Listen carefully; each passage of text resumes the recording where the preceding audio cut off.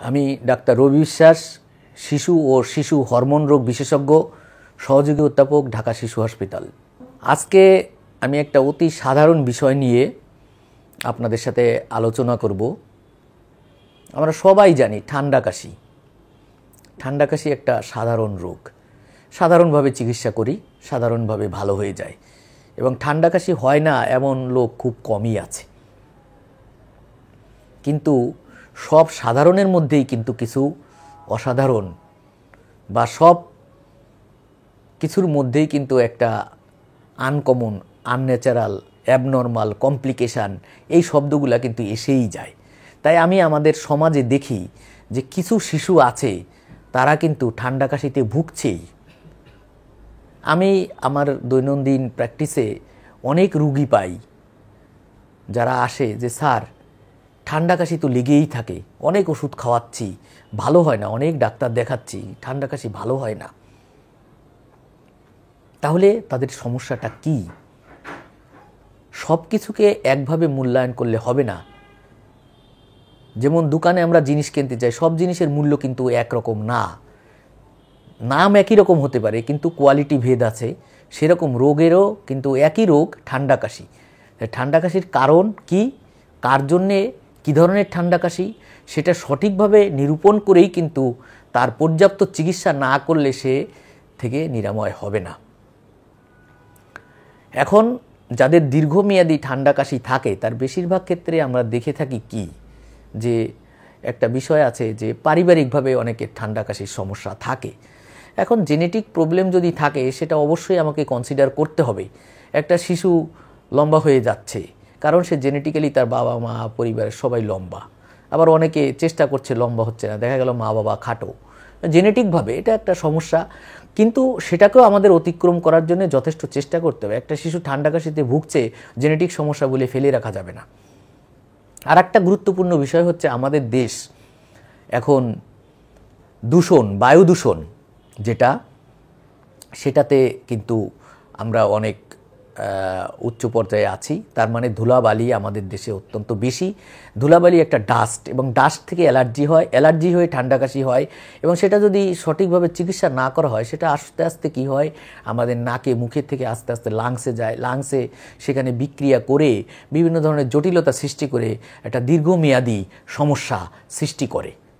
তাহলে আমরা প্রথম পেলাম একটা জেনেটিক বিষয়, দ্বিতীয় হচ্ছে ডাস্ট বা ধুলাবালি, তৃতীয় হচ্ছে কি, যে আমাদের এই ওয়েদার, আবহাওয়া। আমরা একটা জিনিস লক্ষ্য করে থাকি, আগে আমাদের দেশের আবহাওয়া কেমন ছিল, শীতকাল থাকতো অনেক বেশি, গরমকাল থাকতো কম। এখন কি আবহাওয়ার কেমন জানি পরিবর্তন হয়ে গেছে, এই গরম এই ঠান্ডা। এতে করেও কিন্তু অনেক শিশু এ বেলায় গরম লাগছে, ফ্যান ছেড়ে দিলাম, আবার শেষ রাত্রে ঠান্ডা লাগছে, ফ্যানটা বন্ধ করা হয় নাই, বাচ্চার ঠান্ডা লেগে গেছে। তাহলে আমাদের এই বিষয়টাও কিন্তু নজরে রাখতে হবে। যে সমস্ত শিশুর ঠান্ডা বেশি লাগে তাদের এই ঠান্ডা বা গরমে তাদের রোগ প্রতিরোধ ক্ষমতা কিছুটা কম থাকে, যার জন্য তারা অল্পেতেই কিন্তু ঠান্ডা কাশিতে ভুগতে থাকে এবং সহজেই সেটা নিরাময় হয় না। তাহলে আমাদের করণীয় কি? আমি বলবো যে আমাদের চেষ্টা করতে হবে শিশুকে যতটুকু সম্ভব ধুলাবালি, ডাস্ট, অতিরিক্ত গরম, ঠান্ডা এগুলা থেকে নিরাময় রাখা, এবং যদি তার শরীরে অ্যালার্জি থাকে, অ্যালার্জিজনিত খাবার বা কিসে অ্যালার্জি সেগুলো নির্ণয় করা এবং সেইগুলো পরিহার করে চলা। সর্বোপরি এই ঠান্ডা কাশির মধ্যে কিন্তু অনেক ধরনের রোগ আছে। একটা হচ্ছে নর্মাল ঠান্ডা বা একটা অ্যালার্জিক ঠান্ডা, আবার দেখা যাচ্ছে ক্রনিক রাইনাইটিস, আবার অনেকের দেখা যাচ্ছে যে ব্রঙ্কিওলাইটিস, অনেকের কমন কোল্ড, অনেকের ব্রঙ্কাইটিস, অনেকের অ্যাজমা। ডাক্তারি পরিভাষায় অনেক ধরনের রোগ আছে। তাহলে সবাইকেই একভাবে চিকিৎসা করলে হবে না। ঠান্ডা কাশির মধ্যেও যে শিশুর যদি অ্যাজমা থাকে তাকে আর্লি এজে বা অল্প বয়সেই তাকে নির্ণয় করতে হবে। আমরা অনেক সময় মনে করি অ্যাজমা বললেই যে রুগীরা ভয় পেয়ে যাবে, সেজন্য আর চিকিৎসা করবে না, তা কিন্তু না। রোগ যদি নির্ধারণ করা হয় তাহলে কিন্তু সঠিক চিকিৎসা করলে রোগ যত কঠিনই হোক তার কিন্তু একটা সুরাহা করা সম্ভব।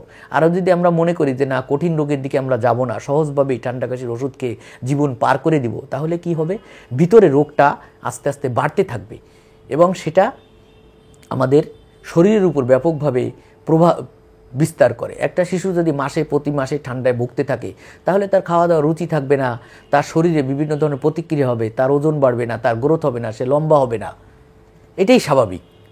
তাহলে আমাদের ঠান্ডা কাশির প্রবলেম সহজভাবে দেখাটা ভালো, কিন্তু যখনই আমরা দেখছি যে না, সহজভাবে দেখে তো লাভ হচ্ছে না, তখন তাকে অবশ্যই এই রোগের গভীরে যেতে হবে এবং তার যে রোগ সঠিকভাবে নির্ণয় করে তার চিকিৎসা করতে হবে। চিকিৎসাটা হতে পারে সাময়িক, হওয়ার দীর্ঘমেয়াদীও হতে পারে। তাই আমাদের মানসিকভাবে প্রস্তুত থাকতে হবে যে যে ধরনের ঠান্ডাই হোক না কেন, যে ধরনের কাশিই হোক না কেন, তার উৎপত্তি কী এবং তাকে কী ওষুধ দিয়ে নিরাময় করা যাবে সেটা একজন বিশেষজ্ঞ চিকিৎসকই জানেন এবং তার শরণাপন্ন হতে হবে। তাহলেই আমরা মনে হয় যে আমরা এই সমস্যা থেকে উত্তরণ পেতে পারি। সবাইকে ধন্যবাদ।